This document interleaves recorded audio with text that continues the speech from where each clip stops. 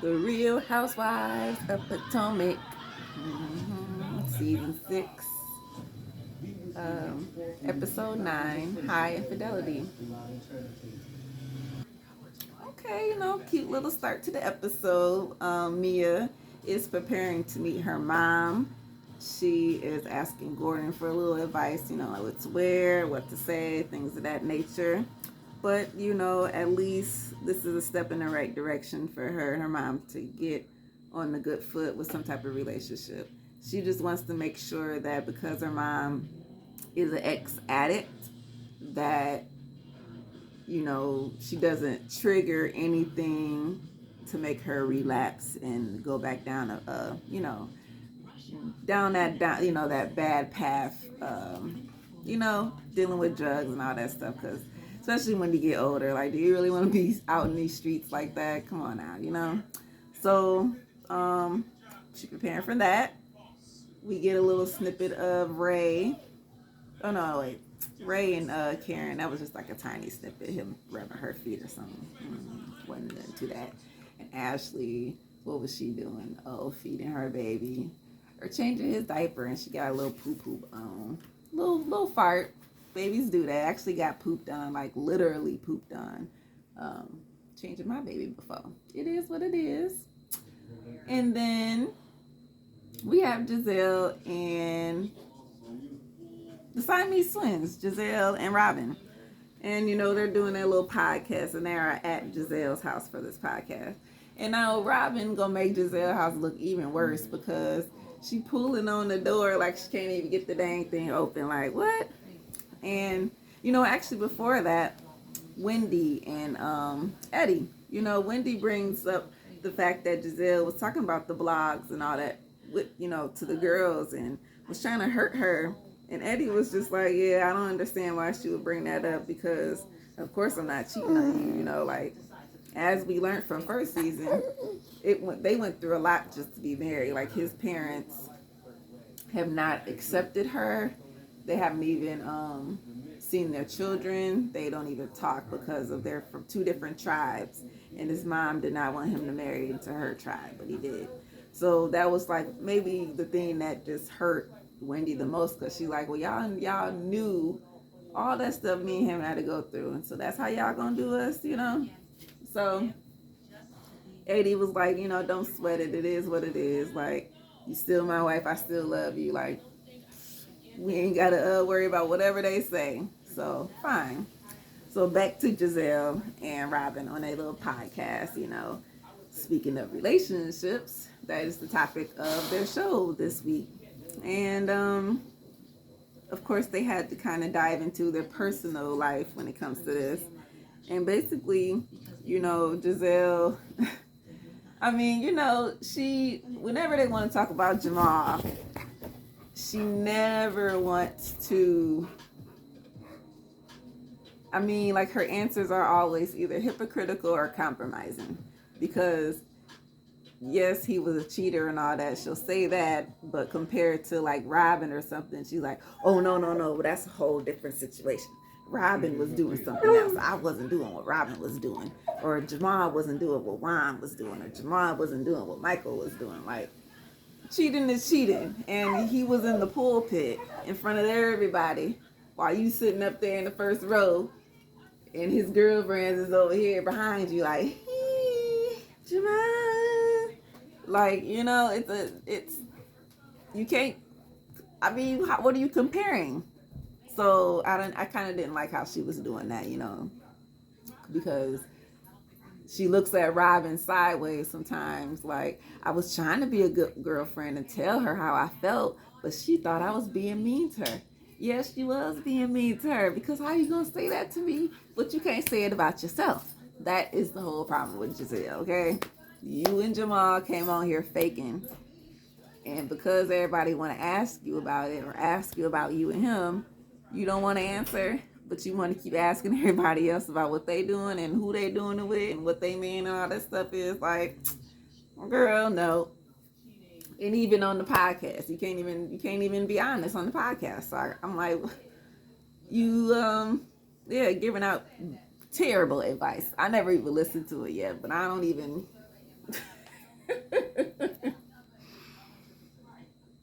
gonna listen. I really can't. I don't even watch the Bravo's chat room like that because I just can't. Her and Portia, it's just listening to them like for so long. You can only listen to them for just a little bit, and then I gotta turn them off. That's just kind of what works with Robin for me and Giselle, especially Giselle. Like, ooh, 30 seconds to get her off the screen. And basically, Robin goes into her relationship with Juan with all the cheating and things of that nature. And, you know, she was telling some things that maybe Giselle did not know. And she's like, oh, okay, now I understand more. I see where you and Juan are coming from and things of that nature. But nope, still, she's giving her crazy side eyes. And I'm like, nope, you need to figure out yourself, Giselle. Like, looking at these statistics, they're trying to compare and contrast, like how many it's 100% men cheat versus 20% men and all this stuff. Will they cheat again? Like, dead all of that. You know what happened to you. So tell the world and put that experience into your advice. And then people will like you more. So, Candace is not feeling Giselle and she ain't feeling Ashley, all right? So she's sitting down with her husband, Chris, and she's just trying to let Chris know, like, yeah, so they've been working together just fine. Her schedule is pretty full. She's moving. She has the school she's trying to hurry up and get done with. She got this video coming up, the music, things of that nature. And yeah, everything's working just fine with her and Chris and his manager side. So she just brings up like, yeah, Giselle talking about you is just riding my coattails type situation. And he like, man, forget Giselle. Do they not know that I was holding, or that you was holding me down like a lot for the restaurant? And I will say she always put Chris on when it came to the show. She threw his restaurant out there. Every time they had a chance for some food, Chris, he was out there on the grill. He was, serving up whatever was on the menu. They were basically his guinea pigs for the new stuff. So come on now, and just saying how much, Candace helped him out. So it's his turn to, return the favor. So she ain't got no problem with her being his manager. And if she do, then she's gonna let him know, obviously. I mean, Candace, we know she do not hold her tongue at all. So she will let him know when it's time for him to get up off his ass and go do something else. So she's not too much bothered by Giselle. But Ashley still rubbed her a little bit raw because she's like, yeah, excuse me. Ashley done came down to Williamsburg for 4 hours and she done stirred up the mess. And Chris like, well, how you know? Like, are you sure? It's like, yes, I know for sure because I heard her in the kitchen while she was getting her milk to leave. And she said, oh, this is not the way I planned for things to go. Which meant that she planned in here to do something and it didn't turn out the way that she wanted it to. So she like, I'm not feeling it. That's just, we was trying to have a good time. She wasn't invited in the first place. And it was my thing. Like, so yes, I'm feeling some type of way, Chris. And next time I see her, I'm either going to say something or, yeah, better yet, I am going to say something. I would say, oh, or better yet, I am going to say something. So we flip on to Ashley. Her and Michael with the baby. They take him to a little therapy massage place. Little Dylan is having some latching issues when it comes to feeding, which is keeping him up all the time throughout the night versus, like Dean will sleep probably through the night, I'm sure, because he's already one. But every hour on the hour trying to feed him and things, yeah, that's just a lot. So they're trying to get a little help that is non-surgical. We don't want nobody ever cutting up nobody, especially the babies. And it seems like the doctor worked everything out pretty well. Michael was grilling her probably for about a good 10 minutes, asking her every question under the sun just to make sure that she was the right person for the job. But, turns out she did all right. And of course, Ashley has to mention how, their intimacy ain't been on track because of the baby and the feeding and things. So the baby must be in the room, which means if he's in the room in the bed and this and that, that means we ain't in the bed doing this and this and that. So he's just trying to reassure her that, you know, I'm still attracted to you, Ashley. I mean, you're not fat or nothing. You know, you're working out, you're looking good. I'm being patient, you know, and don't worry. And she just kind of sitting there like, thanks. I think, you know. So I don't know how Ashley is feeling like at this moment. I feel like, well, she'll let us know. I think she wants to be able to please Michael. I think in any way possible, just to make sure that he doesn't have to stray. And because of the situation, she knows that it's a possibility that he definitely could, because if he not getting it from me, then if you take a trip to Vegas, I don't know. Okay, Robin is at home and she's talking to her son. I think this is Carter, the second boy. And you know, he's cute. Both of her sons are cute. I don't know, but anyway. And she telling the boy like, yeah, is it better when dad woke you up? Did you do better in school today? You know? And he's like, yeah, I did better in school, you know, because Juan, she was doing that, you know, wake up, they gotta be there at school at 9 o'clock. She waking them up at 8:45. Like, okay, time for school. And, you know, I kind of joked about that in the beginning because I probably done that a couple times. I ain't gonna lie. Look, when you tired, okay? And you be like, dang, these dang kids, they do that in school. She be like, ooh, 5 more minutes. The next thing you know, it's 30 minutes. And then it's like, dang, I got to be to school in 5 minutes. So it's like, hurry up. And it's really not that good. So I kind of understood her on that part. And Juan been on her, telling her, get your ass up, girl. You know what I'm saying? Like, you unattractive and all this type stuff. He been on her. And so she decided, well, how about if mama go and get like a life coach or something, you know, just to kind of help me, you know, just get a little bit better and talk with somebody. And Carter was like, okay, fine, if it helps you, you know, kids, and they don't know what she really going through, you know. So he's like, fine, mama, whatever makes you happy, go do it. So she actually does call a life coach right then and there. And I think the lady said something to the fact, like, depending on what Robin is feeling, like her level of depression, we'll say, she might need more than just a life coach, you know, like therapy and all that stuff. Because life coaches are just, it's different levels. I think they're not licensed doctors. I think that's the difference between a life coach and a psychologist and a therapist. They're not licensed or something like that. They might, yeah, it's something weird to that nature. They're not doctors. That's what it is. They're not doctors. So we flip to Mia and her mom. Now, Mia's mom, very beautiful lady. You know, very put together. You can't even tell, like, if she was a crackhead or anything. She looks good. We'll just say that. And it was a little awkward at first when they're trying to order their meals and their drinks and things like that. Just looking at the mama and her dad, she, I would say she got a mix between her mama and her dad. More of her dad, I would say. That's probably where she get her tallness from and all that. And but her dad is passed on. So they kind of jump right into it, you know. The mom, she asked about her dad. And of course the mom gets a little emotional because, you know, the dad is the one who got her hooked on the drugs in the first place.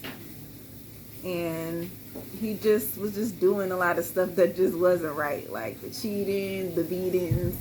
She brings up an example like, okay, you remember you got burnt? And she was like, I don't remember. I mean, I got the scars, but I don't really remember. And she goes on to tell her, like, yeah, I went to work and you decided to make some oatmeal.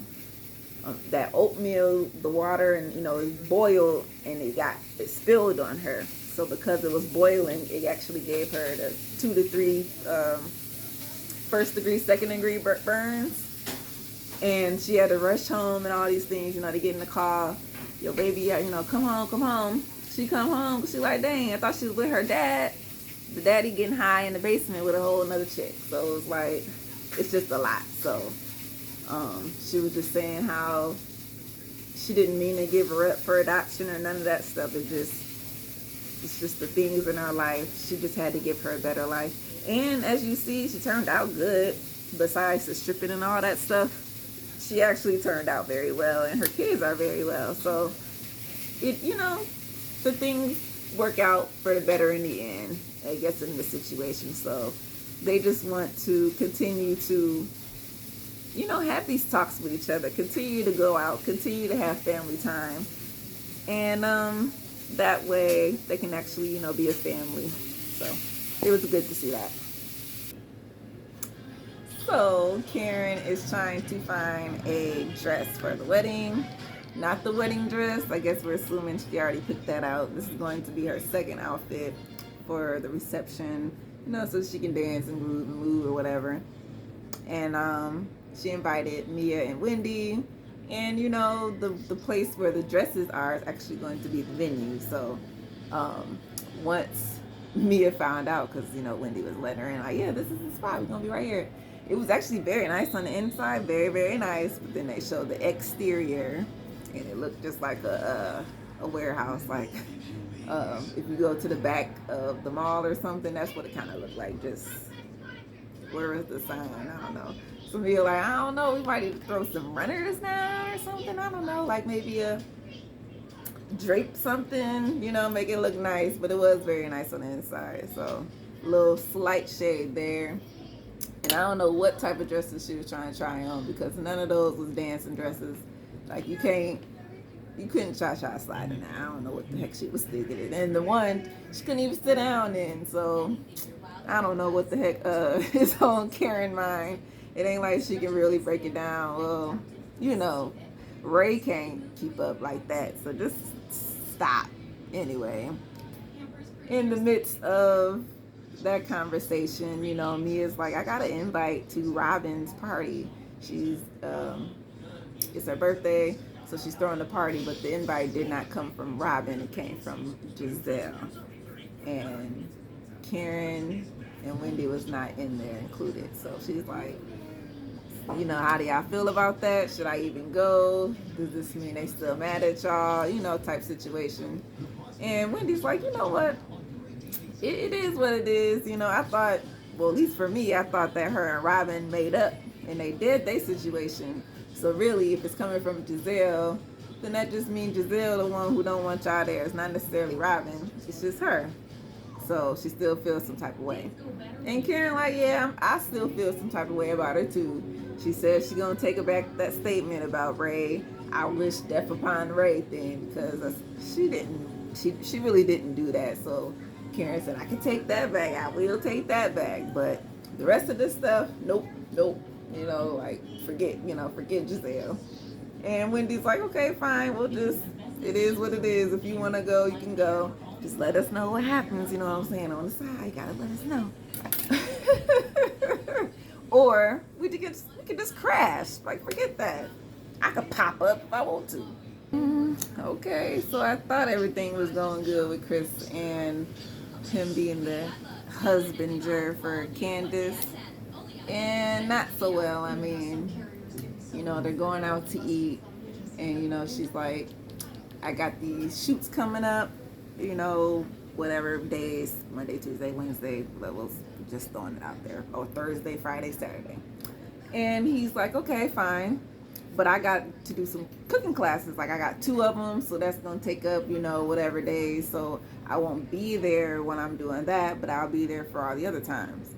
So for her, it's kind of like a red flag. And she's like, well, if you're not there, then, how am I know that everything's gonna be okay? And he like, because you got such and such, and you got this person, and you got that person, and I gave y'all everything. Y'all got the call sheets, like I set everything up, so you should be good. Just because I'm not there don't mean nothing. And she like, okay, fine, but still, like, what if something goes wrong? And he like, well, nothing should go wrong as long as everybody that's there should know what they're doing. it should be fine. Otherwise, call me. I might not answer depending on if I'm in the middle of the class, but I'm gonna get back to you as soon as I'm done. I'll be there. You just gotta wait a minute. And in the midst of this, she's getting a little frustrated because she's like, you know, basically she's trying to beg Chris, like, I need you to do this and this and that for me. I don't want to do it by myself type deal. Even though she's putting up a lot of time, effort, a lot of money, a lot of this, a lot of that. Like they're pretty much working together to set all these things up for her. So I think it's just a little bit of security knowing that he was there. It'll make everything better. Because things can go wrong whether he's there or not. I don't know, but he's getting a little upset as well. So he's like, okay, so what you want me to do? If I don't do the cooking classes, then that means I don't make no money. I booked them ahead of time, so you know what I'm saying? I just can't cancel. If I do, then that means you're gonna have to start paying me. I'm gonna need you to give me an allowance every week. I'm gonna need you to put me on the payroll. And she like, really? This is how you gonna say it? And he like, no, that's straight up. That's exactly how it's gonna be because, right, then they gonna be saying I'm riding your coattails and all this stuff. Then your mama gonna say I'm using you. No, I don't want that. When you met me, I was working and doing things right. So I'm gonna continue to do that, and I can still help you on the side. And of course, she not feeling this. And Candace, she didn't yell or anything, but she had her attitude going, and he sensed it. And he said, you know what? this is my time to say I'm going golfing. And she like, so yeah, every time something happens, this is what you do. You gonna go golf. And he like, yep, because I'm not about to deal with this. You gonna have to figure this out. But yeah, I still gotta go to work. So you being a big brat. That's all Candace is. She's a big brat for everybody. But she cannot be a brat for Chris. That's one thing she do know, because he don't put up with it. Her mama, everybody else could take it, but he like, nah. And look, and he left her with the bill. So how you like them apples? I know she about to cuss his ass out. Hold on. Man, you know what? Candace has never been my favorite. I will tell y'all this. My favorite was actually Katie Ross, and she is no longer a part of the cast. So my favorite has kind of moved on to Karen. She was like my second. It used to be Giselle, but you know, we learned that she ain't shit. Robin, man, be with Giselle.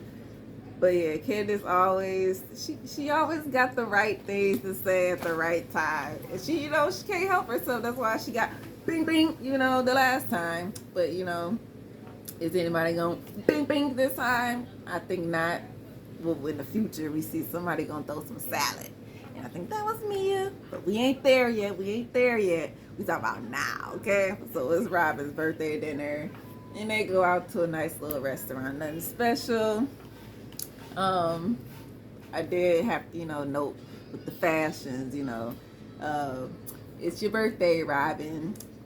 She could have had a better outfit or a better dress or something, you know. A blouse and nice slacks is cool and all, but, you know, you can't have everybody else up like, showing you up, especially a Skylar. And because she's not even part of this group. Her and Candace was definitely best dressed. And Giselle, like we say, she never can get it right. If she would have just took this necklace off, she would have been just fine. It's just little stuff like that, Giselle. Take this little piece off your house, take that little furniture out, and then I swear it would just be so much better. Or to actually take that magenta off the wall. Ooh, it's horrible. It's really bad. But anyway, I just feel like no house should have magenta, nothing. No couch, no paint on the wall. Maybe a pillow, but definitely not a whole wall or a couch or a chair.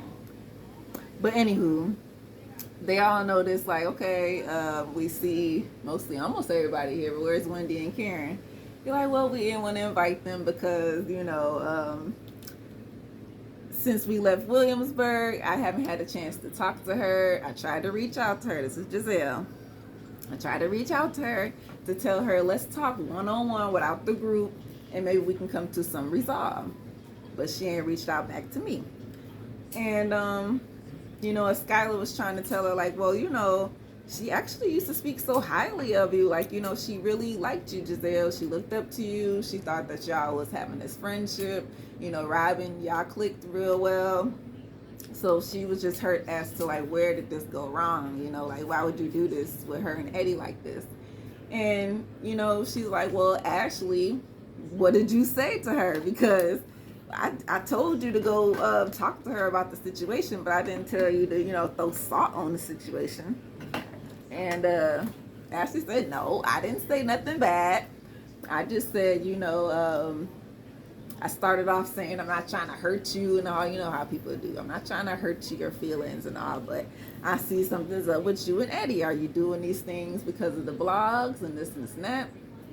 And right there, Candace and then Skylar stopped her and said, well, see, statements like that will put a negative idea in somebody's mind to say like, oh, so you off rip think something is wrong, so that's why you bringing it to me like this. So that's where it went wrong, Ashley. You know, no, it wasn't my fault, da da da da. And of course, Candace is already mad with her because she like, yeah, you bought the milkmaid, bought her ass in there for 4 hours and just blew up the whole spot. Because technically we all could be here at this dinner celebrating Robin and everything, but leaving them out, that wasn't a good idea. And you know, she just goes in straight from there. She's like, yeah, Ashley, with your big wide ass and your big forehead and your big head, like just going straight. And so she's like, oh my God, you're body shaming me, She's like, no, I'm not. I'm just saying you the one who bought your wobbly ass up here, and like just going in on her with your breast milk and all this stuff, milking all the goddamn place. I mean, what did Ashley expect? I mean, I know she trying to remain calm. You know, she's you know, try to change herself, trying to change her life. But no, Candace, yeah, she's coming for you, girl. And unfortunately, this is all because of Giselle. If they all think about it, if you wouldn't have never listened to Giselle and went over there and talked to Wendy, this would have never happened. And that was the whole point that Candace was just trying to say. But because she's mad, of course, she got to throw a little extra salt on it. It's always got to be some extra salt. So you do have to be prepared. Shoot, you could just throw something at her like, you know, you look like a little munchkin or something. I don't know. But anywho, this was Potomac Housewives. And, you know, we'll get to the next one because it ain't over. Candace versus Ashley.